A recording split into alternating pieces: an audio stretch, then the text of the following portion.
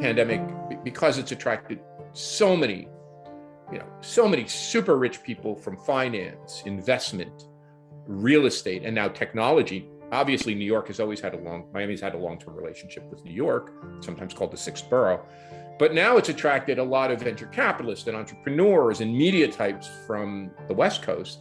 So, waterfront houses that used to be a few $1 million are now 10, 20, 30, $40 million. If you go to Palm Beach, $100 million.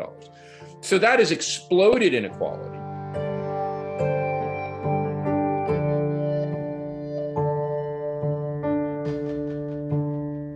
But if you take a look at what's happened in San Francisco or Boston or Austin or New York, what you find is they are also some of the most unequal places on the planet, like Miami. What happens is the truly rich and then the creative workers, the tech workers, the scientific workers, the engineering workers, the MBAs, all do well. And in fact, do well enough to afford expensive housing. But the working class people who work in factories, or the service people, that in our case, 50% of the workforce who works in services, their wages may go up a little, right? Their wages go up a little, but housing prices rise so rapidly that they eat them all.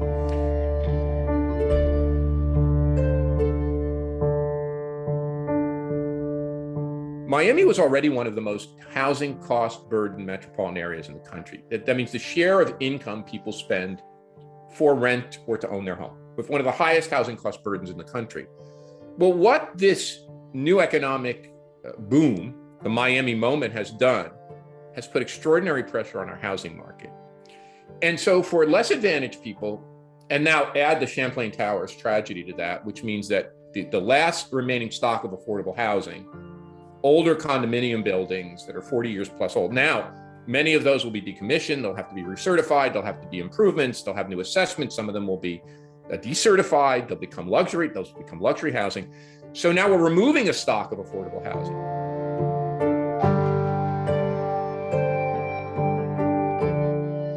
The people working that have saved us from the pandemic, the true heroes, need to make a living wage. And we can't pay them minimum wage anymore and hope to tip them up.